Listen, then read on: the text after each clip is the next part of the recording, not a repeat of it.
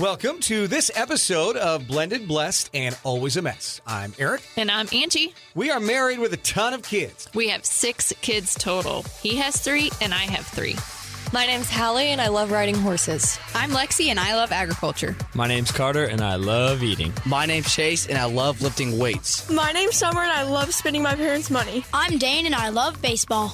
Our show is about our blended, blessed, and always a mess life. And our hope is if you find yourself in the same situation we are in, that by sharing our story, all the fun and all the mess, the challenges we are experiencing, it will give you some inspirations, laughs, and community, knowing you are not alone in this mess. We appreciate you spending time with us. Let's dive in. This episode of Blended, Blessed, and Always a Mess is sponsored by the second book in HP's legacy children's book series called Are You With Me? In this story, a mama bird has to make a big choice to fly towards her fears or stay in her warm, comfortable nest. As parents, we know this world can be a scary place for our kids. Bravery is a gift we can help them choose. Are You With Me? Is a beautiful story based upon the author's real-life experiences. It's a great way to start a conversation with children about being curious and brave. Pre-order Are You With Me on our Blended, Blessed, Always a Mess website today. Welcome to this week's episode of Blended, Blessed, and Always a Mess, where hopefully you can hear the sounds of the birds chirping at me in the background as I sit in the backyard of Hallie's house, our second home in Florida, where Angie and I have retreated to during this Christmas break. We'll get to that in a minute. Angie, Merry Christmas, belated. Merry Christmas. We today plan to talk to everybody. It's our final episode of 2024, which is crazy. Get ready to welcome in 2025.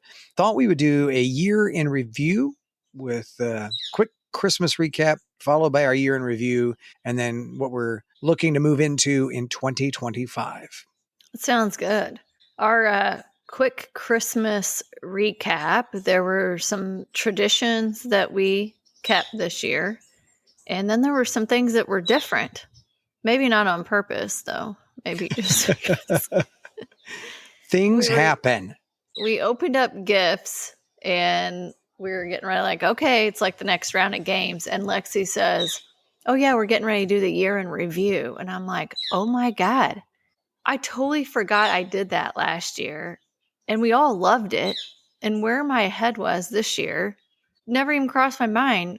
What I did last year was recapped our entire year and did like a whole reel or iMovie YouTube video and just highlighted things that happened throughout the year because you forget all the goodness.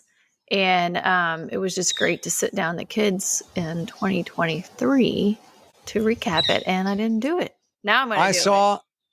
I saw the look on your face when she asked, and I could tell you were like, oh no. Yeah, like you were disappointed. I was like, nothing's wrong here. We're fine. Let's just keep moving forward. I'm going to do it. The end of the world. When the kids get down here, and then I'm going to send the link to Lexi because she won't be down here in Florida, and we'll watch it together. But there you go. Yes, I was super disappointed. And maybe it should be a New Year's Eve thing. I don't know. But yeah, it is the year in review, not Christmas in review. Correct, so yeah, correct. Perfect. Yeah, perfect. So that was different.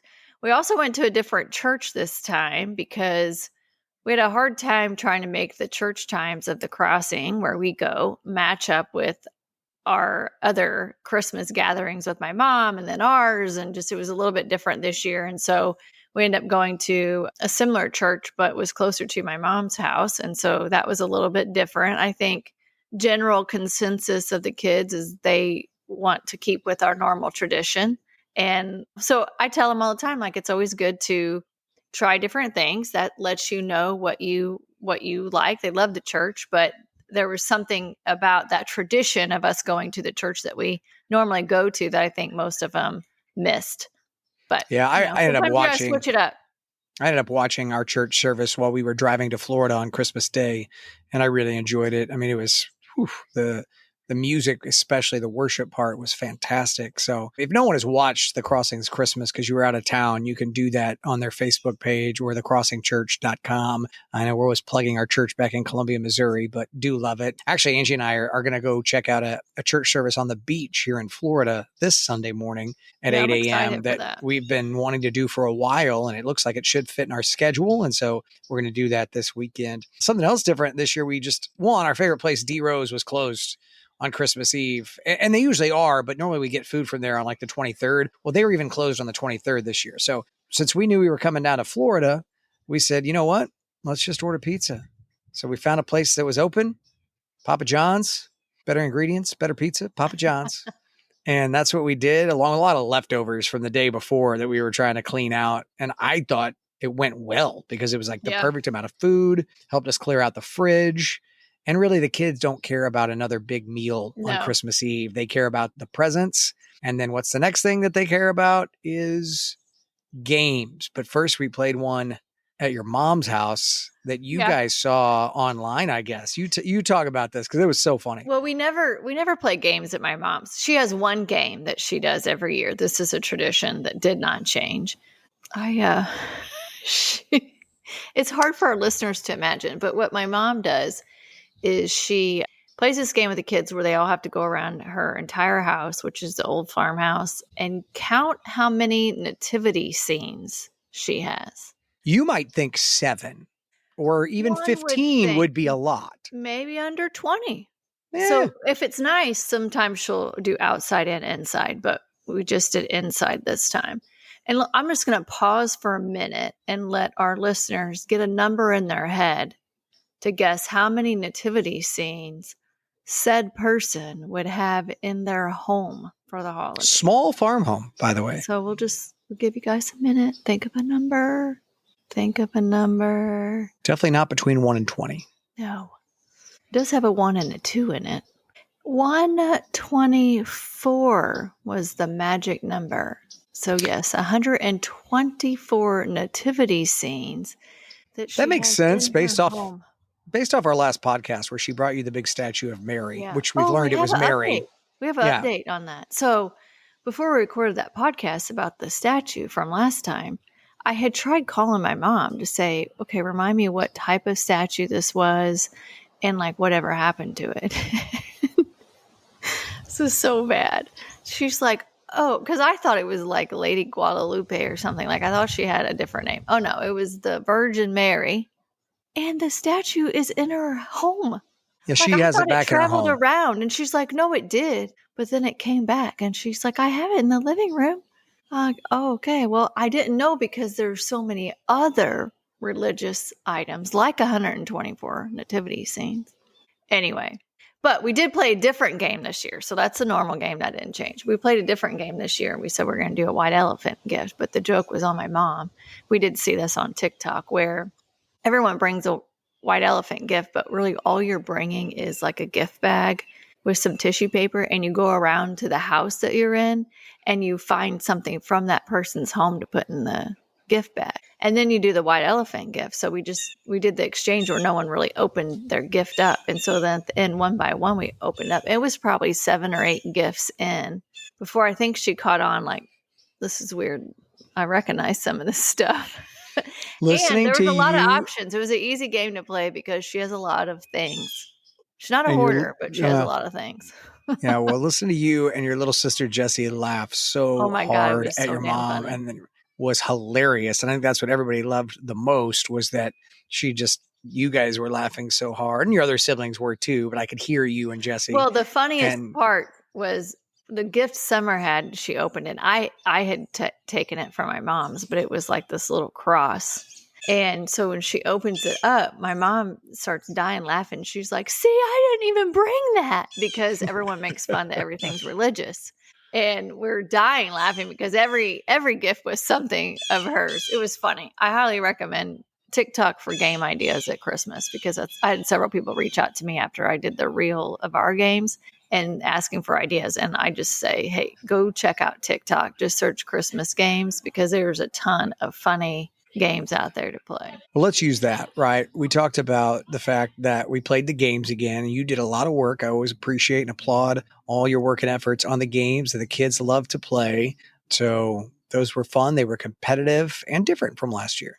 Yeah, I did totally different games. Yes, our kids are also very competitive, but everybody handled it well. Chase, I would say, was the all-time winner. I felt like he won was the a lot big of victor. games. Yeah. One of the games he won, he got a lottery ticket, and it's one of the lottery tickets that you win on every little scratch thing. So he thought it was fake because he's never had a lottery ticket that you win on everything. And he's like, is this even real, Mom? Like, he like, no, it's a real lottery ticket. So he won like $40. So he thought that was cool. So the games, I highly recommend that. Like we've talked about that before, just getting up and getting kids engaged and playing with each other. Like those are just memories that were made. I did have one game. You know how you play that? Help me help clothespin. you. Sorry. You know how you play the clothespin game and a lot of these baby showers, like if you cross your legs, someone tries to get your clothespin. Whoever has the most clothespins wins. Well, this one is like the Christmas bows. You put 3 bows on each person's back, and then you play music and you try to grab the bows from everybody's back, and whoever has the most bows wins. Well, I had that one lined up, and Eric just put the whole... Let's not do this game. I'm really afraid someone's going to get hurt because of how competitive the boys especially are. So it's probably and then somebody was going to get mad at the other kid for hitting them too hard. I just saw this divulging. We'd had this nice night. Did not seem like where we wanted to end on that note. So we did X that one. But the games were great. And then we did, again this year, our chair with Hallie's picture on it and the circle of gifts. Just so these that are she's the present. things. These are the things that we kept the same. We will always have a chair empty. We will always have the empty chair for Hallie and her picture on it. And you did something great this year. We always do some sort of gift from Hallie. You switched it up this year and owned all of that. So that was cool. Last year I just came up with the idea late that we should have gifts for Hallie. Like I wanted to be able to wrap something, put it under the tree with her name on it. And so since 7 is our big number for Hallie, her big number, what I did was I bought 7 gifts last year that we could unwrap, but they were random gifts like that had to do with the horse, and the kids really didn't care. So I just thought this year I would do 7 gift cards with $20 of some of Hallie's favorite places. And that way they'd be some of the kids' favorite places too. And so when they went there, they would be able to think about Hallie, and they would just remind them of their sister, or for us, if we got the gift card, of her. And everybody seemed to really like that. Mm-hmm. Yeah. You want to talk about this next one because it was your brainiac brainchild, and it was hilarious. And I think everyone loved it. Now the kids want us to be included next year. I'm a little scared of that. They have always, from our first Christmas, wanted to do some sort of gift exchange. So they've always drawn names. And this year, though, I'm like, I think we just need to switch it up and make it more fun. I just want laughs, right? Like I crave the joy because I don't feel that very often. And just at this point of like, I want laughter and I want fun and always try different things. I've always been wired that way. But anyway, so this year I just thought, you know what, instead of just getting a normal gift the person might want, how about we buy them something that they have to wear when you open up gifts? And it was hilarious. Chase was, when he had Carter's name and he sent me what to order for Carter, I could not stop laughing. It was like a full-on elf outfit, but for a woman. And each one of them came up with great ideas. Some were easier than others. Lexi was like, I knew right away Dane drew my name because he was like disappointed because he knew he couldn't get anything crazy for me to wear, but he wanted to, be able to pick out something crazy for someone to wear. Anyway, it was awesome. The kids loved it. But yes, I'm afraid for next year because they now want us to be included in on this game. But Lexi saw something on TikTok that was, you do wigs for people to wear. It'd be so hot. I'd be sweating everywhere. Oh, it was fun. I'd rather do the crazy pajama than a wig, but that's just me. But everybody. So that was a great job. Yeah, it was. You posted fun. a TikTok of that, didn't you? Yeah, I did. Somebody did. Yeah. So if you want to see it, go follow Angie on TikTok. But everybody was in good moods and loved their gifts. When you have a big family, sometimes on Christmas, there's usually one that's maybe not in the best mood. And this year, I just feel like everybody had the Christmas spirit and were happy. And we had just a few mishaps with the gifts where 2 different people somehow had Summer's gifts when they opened them. My fault. I was the wrapper. So who knows? Well, I might not have labeled it right. I don't know. If that was the worst of it, then we did okay. So yeah.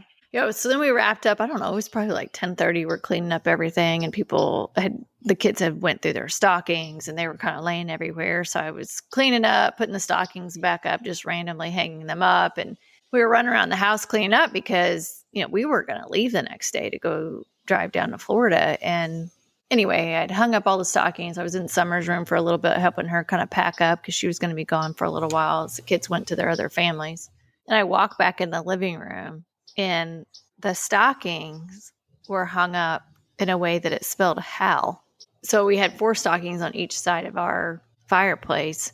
So on the right-hand side, it was HAL. And then one stocking, that last stocking was turned sideways. So all you saw was how I had no idea that you could even spell Hal and never even thought about it.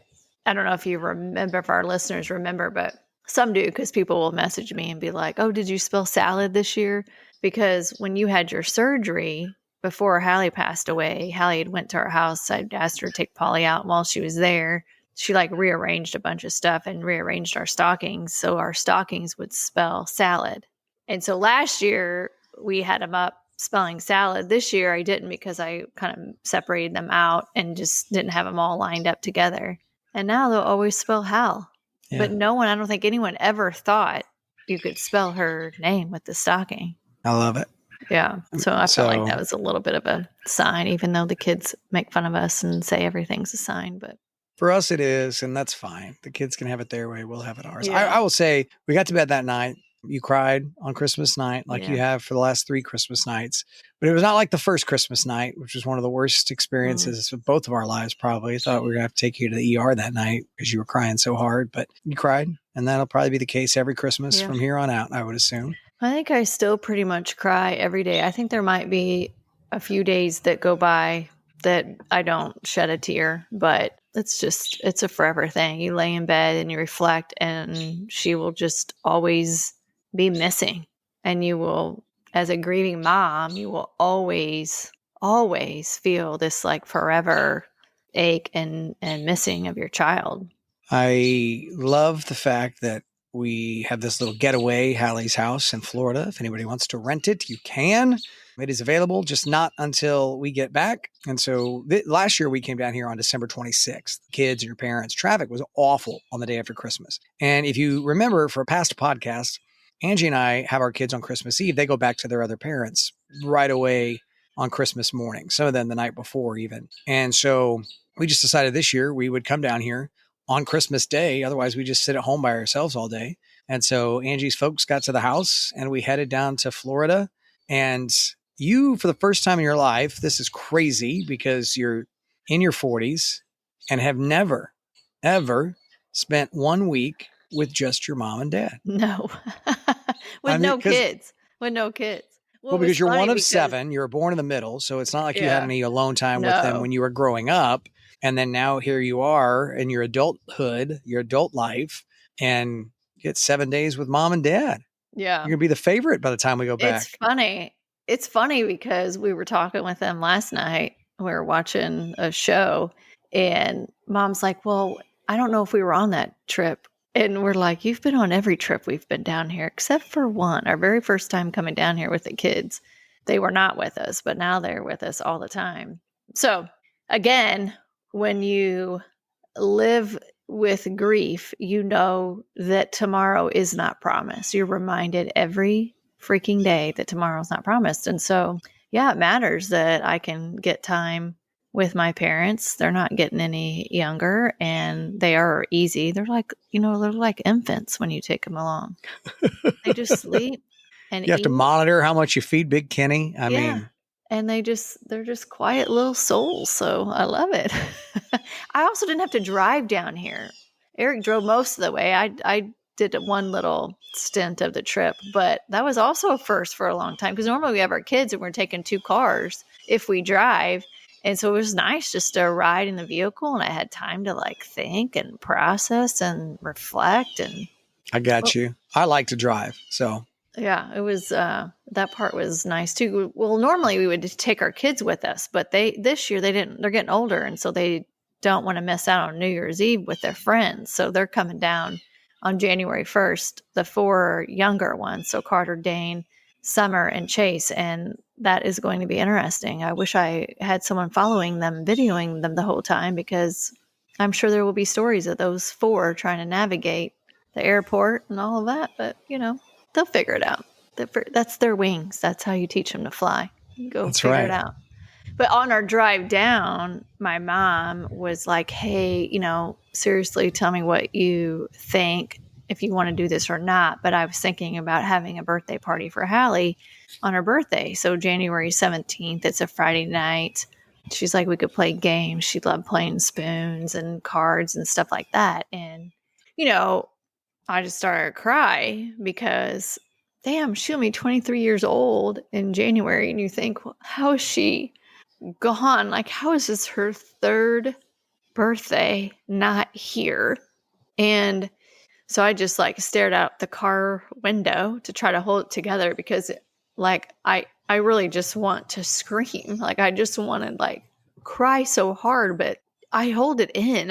Everyone naturally, I think you hold it in. You don't want to cry. You don't want to be a mess. And so I just stared out the car window trying to get my composure. And then Eric was like, oh, look at this car.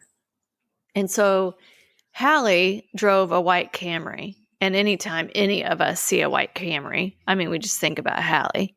That car could tell stories. It would probably be scary. She had a goat in her car. She'd, haul her dog around. She had all of her horse tack in the back. That poor car. But anyway, anytime you see a white Camry, think about Hallie. Well, this wasn't just a white Camry in front of us. It was a white Camry that had personalized plates. And the personalized plate said Angie 14, which there's a locker that we always put our stuff in at Wilson's when we go to the gym workout. We always have.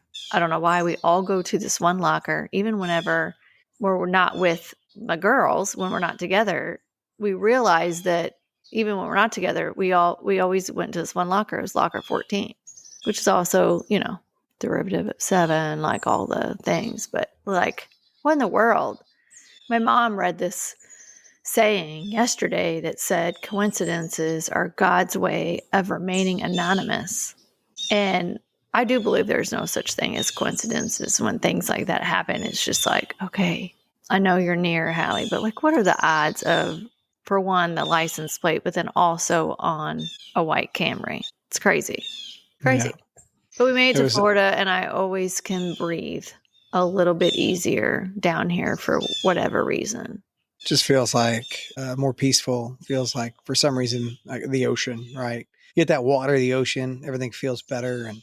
And so hopefully over the next little bit, we can kind of reset and get ready for 2025. But before we do that, I wanted to just kind of recap what happened in 2024. A lot of these things you'll know if you listen to the podcast, but maybe you're new and this is your first time. And so, kind of a big year in the fact that Carter graduated from high school. And he went off to college where he's going to be playing baseball this year at Moberly Area Community College. And Lexi and Hallie both graduated from Mizzou. And that was one of those moments that was bittersweet, as they say, to watch Lexi graduate and start this next chapter. But there to be an empty chair for Hallie to know that, yes, she graduated, but her chapter is in heaven now. And Lexi started her first big girl job and moved in with her boyfriend. So that was a lot. That was a lot. I still just so appreciate Mizzou for honoring Hallie and giving her a diploma that said Hallie Phillips. Didn't say anybody else's last name. Thank the Lord Almighty that was her name on her diploma, because someone wanted it to not be that. And then the twins got their license, which is huge. If you ask some of our kids some of their key moments, Dane would tell you it was he scored a touchdown playing football. He's the only kid in our that. family. Yes, he's the only kid. He will hang on to that stat. I wrote my second children's book and published. I'm still anxiously awaiting for that book to arrive. Should be close. I spent the second half of the year really focused on my health. If you're watching the YouTube video today, you probably know that. It was nice for your mom last night. So it was nice when somebody else points it out. And your mom was like, you've lost a lot of weight, haven't you? And about 25 pounds since August. And but the biggest factor, just being honest, is I stopped drinking alcohol and just gave it up. And it was one of those things for me where it was no longer doing me any kind of services. And so wanted to be want to be the best version of myself for my wife and my kids. And so I just feel more clarity than I've ever felt. I feel stronger both mentally, physically, spiritually. And it's true what they say. When you give something up that takes power away from you, you gain all the power. And so that's really where that has been. And so I'm excited about that. Yeah, We've I'm proud of you. You've definitely put in a lot of work the back half of the year. So, and I can tell. I appreciate that. We did get to go down and see Lexi and Carter's first cousin and my niece Bailey. It was from my first marriage, but she still considers me to be her uncle and wanted us. She was Hallie's nurse, right? So she's been on the podcast, and when she was Hallie's nurse with her friend Haley, they've become family friends of ours. And so Angie, the twins, we all wanted to go down there, and it was a wonderful weekend. Core memories, I call it. Core memories were made. Recently got my third bird tattoo with Carter, and Carter got Hallie's last day on this earth in Roman numerals on his arm, and Summer got a little Hallie's signature on her finger, and that was just a cool moment for all three of us. I'm also like, when I reflect on 2024, I think about how many beautiful and heartbroken mamas that I have connected with this year. And as painful as that is, it's also beautiful. And I'm so grateful for that. So that's definitely a reflection point for 2024. And I think just getting another trip around the sun with our 5 kids that are still with us. So many of the focus points when I reflect on 2024 involve them. And so I'm just grateful that we have them. We did find out Phoenix was going to be gray for sure, which is what Hallie would have always wanted. We figured she was going to be gray. We figured she would be gray, but then Jessie, my sister, surprised me on Hallie's 2-year angelversary with genetic testing that said she will turn gray quickly and could almost be white. So I was excited to hear that, because you never know. Like, she has changed so many colors already, and she's got a lot of like black spots on her, but you think she has to be gray, right? Like, that's what I always thought was ugly. Hallie loved. She picked out the stud that was gray. So Hallie did what Hallie does, is what I like to say in that regard. And speaking of Hallie, 2 more lovely young ladies from the zoo were awarded the Hallie Phillips Memorial Scholarship, which is just always great. And you got to have lunch with those ladies and visit with them a little bit. Big year for Summer in soccer, which we were both so proud of her. It's something that her and I have worked on since I first met Summer. She loves soccer. I always loved soccer playing through high school. And so she went to the state championship as a freshman. First, she made varsity, got significant minutes in state tournament play, and made it all the way to the state championship, where they ultimately lost a nail biter. So a little bit of heartbreak there, but a great start to her freshman year. We had some fun trips too with the kiddos. So I took Chase on a boys trip, which was also, I would say, core memories. I really enjoyed that. Him and I also had a quick little trip to Chicago, to a concert, and explored Chicago. So that was fun. I took Summer on a little weekend Dallas trip to get away and do our favorite thing, shop. And then I had the girls trip to Florida, but you were along with us too, our butler. I was your chauffeur. Yeah, your butler. Yeah, we had a couple of big signs from Hallie. I always love it when Hallie sends signs when other people are around too, because then it's more people that believe, like, you can't make this stuff up. Like, it is not imaginary. So that was also a core memory. I had another barrel race for Hallie, which so many riders, and that was always fun. A great way to honor her. And Lexi turned 21 this year, so her and I went to Memphis to celebrate that. Saw her favorite artist, Cody Johnson, down there. And we got your parents on a big bird. Yeah, big bird. They flew for the very first time, which is crazy, but they loved it. Well, love might be a strong word. My mom, I don't know if I said this on here, but my mom's like, I'll fly if in turn you go to Maggicore with me. I'm like, there's a big gap between an hour-and-a-half flight and then you're going across the pond. Globe. Yeah. I'm like, yeah, sure. Okay, I'll go with you. And you and I went to Sedona to celebrate our anniversary this past year. And that was a wonderful trip. That was my first time there. You had been, and I really enjoyed it. Really peaceful area. Yeah. It was fantastic. We got out of our comfort zone and challenged ourselves on that one. It was cool hiking. Yeah. Yeah. That was emotional. Mm-hmm. That needs to be in our year in review. Yeah, for sure. Yeah. And then you got nominated for an award. I That's did. exciting. That's the first time ever for me. Oh, you're nominated in my book every day, honey. Nominated Every for an day award. in my book. Oh, I know. Yes. Okay, so that's all the What's the name of the award?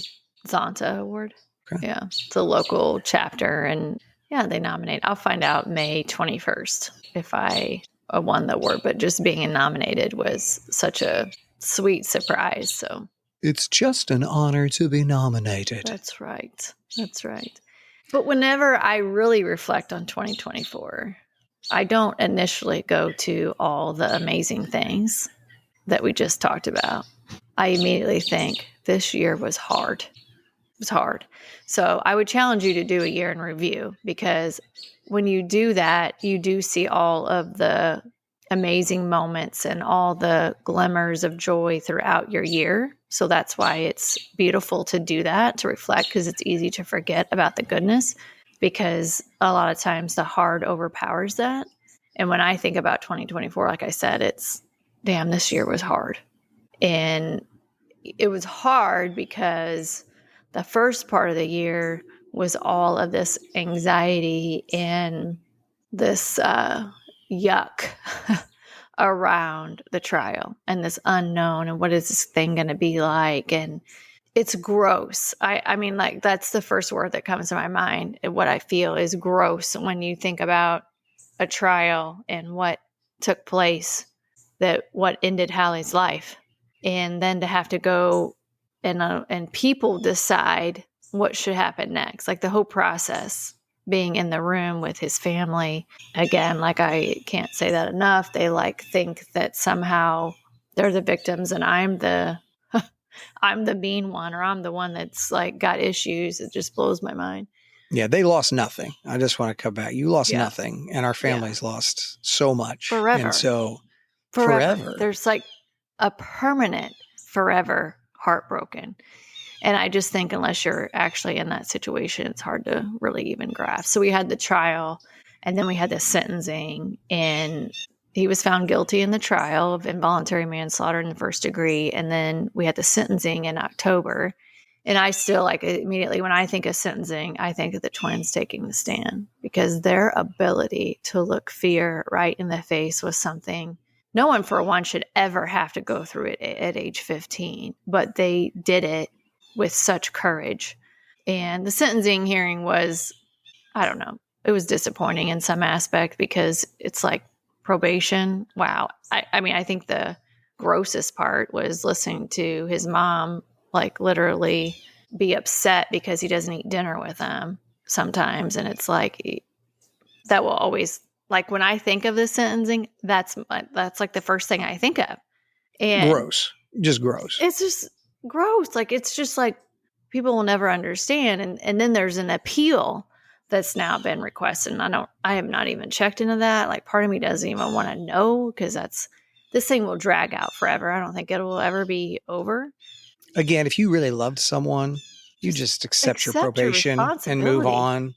But that's how you know somebody doesn't love someone. And so that's just really the eye opener for everyone. Blame the gun. But guns don't shoot people. People shoot people. And it's very clear facts. The gun was pointed at Hallie's face 5 feet away and pulled the trigger. And if there's some other evidence that shows something different, it definitely wasn't presented in court. Well, 3 times in court, he said on some type of video, I pulled the trigger. I knew better. So, and that's just public knowledge. We can share that at this point. That was in a trial that you can go back and go through the documentation. So recently, it's just that part. I want that whole thing to just be done, because that part, when I think of 2024, that part was so hard, and it's still happening because we're in a similar community.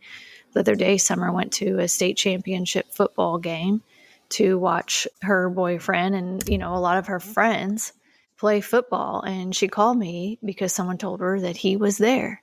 And she called me in a panic. Mom, he's here. I don't know what to do.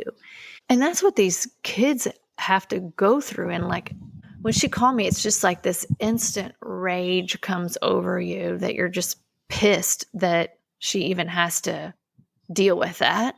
And but then you can't react that way either. So I'm like, okay, Summer, just find out exactly where he's sitting and do not go near him. But also, never, ever let a person have control over your day, your life, your mood, your memories, because then he wins. And if he is allowed to ruin this moment for you, then he is in control and he's not in control of us or our lives. So do not let him win. And, it's just, I'm sharing that as an example of like, those are still things that these kids still have to deal with and navigate 2 years later. Well, and that we have to navigate, because when it affects our kids, it affects us. And frankly, it's affected our marriage over the last year harder than it has in the past. Yeah, this was definitely 2024 was the hardest year in our marriage, I think, that we've had.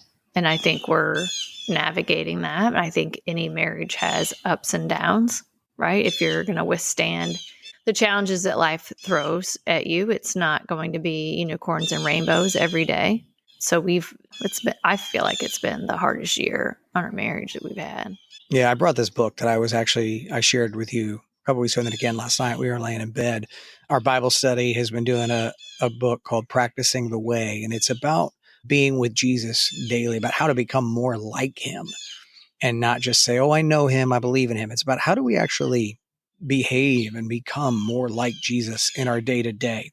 Okay, so bear with me here, because I've been trying to pull out this book so I can read from it and manage a microphone and all those things. But in it says, whenever I officiate a wedding, I quote a line from a pastor and martyr, Dietrich Bonhoeffer, who in a letter from prison said to a young couple on their wedding day, today you are young and very much in love, and you think that your love can sustain your marriage, but it can't. Let your marriage sustain your love. In both marriage and life with God, it's the constraint of commitment that will create space for love to mature and real transformation to occur. We often chafe against it, but in the end, like caterpillars in the constraint of the cocoon, it is where we are transformed into butterflies, entirely new creatures of beauty. And I think when you're in a marriage and it's going through maybe a tough time, because again, this is an external factor for us, right? It's not like we intentionally went out and had a tough time, but we lost a daughter and been very difficult. And when you put your marriage into that framework, that it's a continuous work in progress, which is what, Angie and I always said, we weren't people that got stuck in habits. We were people that continued to grow. We were always growth mindset. That's where we're at. And truthfully, for me, that's where the decided to stop drinking came into play, is that, one of our pastors, Pastor Keith, said in a sermon not long ago, he talks to people when they come in for marriage advice. It's usually one person, not both. And he said, well, the only thing we can control today is you and how you show up in your marriage. I'm sure the other person has done things to bother you or that have wronged you, but you're the only person that can do your things. And so for me, I love my wife and I love our marriage and I love our children and our family. And I honestly, truly feel like if we lost our marriage, then we do, like she just said about Summer letting him win, that we would let him win, because frankly, the person that took Hallie's life hated our family. So I wanted to be the best version of myself, not just for me, but for my wife and my children. And so that was where this journey for me started and where it's gone. Yeah. So 2024, that's a good summary. It was another year living without Hallie and accepting our life. Again, I encourage you to do the same thing, to journal or write down everything that was great about your year, everything that was hard about your year, and then what is your one word for 2025? What's the one thing that you're going to take from 2024 and focus on for 2025? What did you learn from your year that you can then apply to the next year? Because that's why we're here. We're here to learn. We are souls inside of a human body, here to learn and experience life. The end. The end. The end. So what is your 2025 word? What's yours? Oh, I'm asking. I'm excited. Oh, you're asking me first? Yeah. You want me to go first? All right. I've worked on this, and obviously the last almost 5 months has been a big health journey for me, but I didn't want to pick health. It's such a broad word. I wanted something that gave me more focus. And so when I was Googling health, words that were synonymous with health, what I got was the word, there were several, but balance hit me because when I was growing up, The Karate Kid was a big deal. And I've also enjoyed the new Cobra Kai series on Netflix, even though it's kind of cheesy. And so in The Karate Kid growing up, I was even Daniel one year, like 7 years old. I was the Karate Kid for Halloween. Probably Why didn't does know that that. not surprise me? You probably didn't know that. I And so didn't know it, anyway, but I'm not surprised. balance was always a word. So Mr. Miyagi would always say to Daniel-san, must have balance. When life not in balance, so many things happen that you feel off. And so balance is my word for 2025. And that's to balance my physical, mental, and spiritual health, balancing when to speak and when to listen, balancing when to trust God and when to take action in God's name, balancing how I show up for you and the kids as a husband and a father in a way that is strong yet comforting. And so balance is the word that I have chosen for this next year. Now your turn. I love it. So I've been thinking about this. I actually almost come up with two different words. One kind of for my work, because we do something similar, and then a personal one. And I think for me, what I keep coming back to is wings. I love this one picture we have in our kitchen. It's massive and it's so simple. It just says refuge, and it's Psalm 91:4. And it's this massive like painting of this wing. We've had it done since Hallie passed. Yes. And it says, what Psalm 91:4 says is, he will cover you with his wings, and under the feathers of his wings you will find safety, or you will find refuge. And so my 2025 word is wings. And it has two different meanings to me. One is, yes, finding refuge under his wings, like finding that safety and trusting that this pain means something. Like this pain will fuel me. This pain will get me through. I will find strength in this pain if I trust God and I trust in his refuge and I allow myself to feel safe under his wings. So that's on the flip side. It also means me finding my wings. And I think it's time. Like my kids don't need me as much to run them around now that the twins are 16. We really just have Dane kind of left that needs us as the wheels.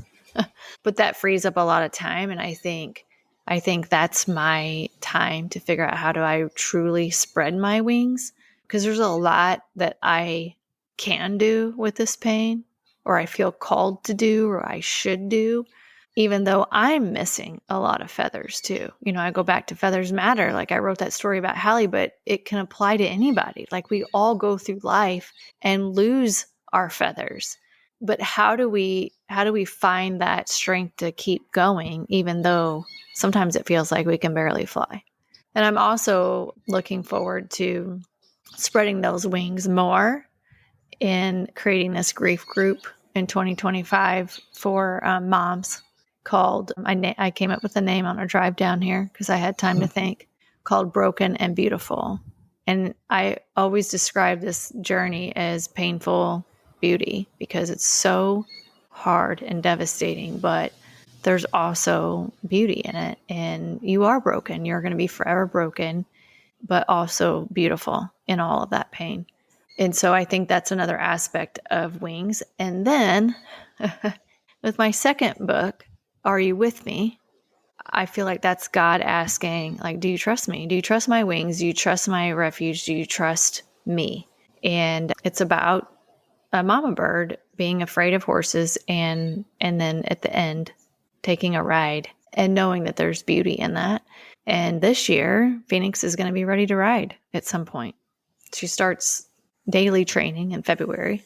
Super exciting. And I will get on her at some point this year. And it's going to be scary. I'm afraid. And it's something brave to do. I know Hallie would have been so excited for that moment if she was here and it was her horse. And so I have to also gain my wings in that aspect. And then, with you too, of learning to trust your wings and your safety to protect me. I do not do a very good job at that. I would say that's been since we've met. You've been very Correct. That's who you are Correct. as a human. You don't need anybody. Like you told me when we first met, you don't need anybody. And I'm excited to hear you say that because I want to be that for you. When something so traumatic happens, you live in this anxiety-ridden time where you feel strong, but then you also feel like at any second, if something goes wrong, it's like you're hanging on by a thread. That's what it feels like internally. It's just anxiousness. And I want that to go away. And I think for that to go away, I have to learn to trust a lot of people and not feel like, the minute something goes wrong, I'm like hammering the concrete bricks all around me because I'm going to try to get rid of any hurt or pain. So I don't know, as I reflect through just 2024, looking at 2025 with the wings, I think what I've learned the most is that you really can get through anything, even though you never imagined that you could or didn't think you could. That life will be hard. It will be grueling. It will really, really suck at times. But that there's also joyful moments and laughter and glimmers of happiness, and you hang on to those. And I think if you have a strong faith, that's where you really get your strength to fight forward and have those wings and be able to find balance. Balance, Eric's. Yes, that. Well, I'm excited to spend the next week with you and your mom and dad. Good thing I like them. Your mom is great. Your dad is fun. They both do a lot of bring a lot to our trips together. That's why our kids love having them here so much. So, and we introduced them to Nate Bargatze last night and his new comedy special on Netflix, which we also would highly recommend that to any of our listeners. You want some laughs. All right. Well, we will be back next week to kick off a new season of Blended, Blessed, and Always a Mess, season 4. That's hard to believe when we started this. But we thank each and every one of you for listening. We hope that you end 2024 on a high note and ring in 2025 with a lot of love and laughter. And we can't wait to be with you next year. Have a wonderful week and God bless. Thank you for listening to Blended, Blessed, and Always a Mess. Follow us on Facebook, Instagram, and at blendedblessedalwaysamess.com. Reach out to us on any of our social channels. We would love to hear from you. Have a great week.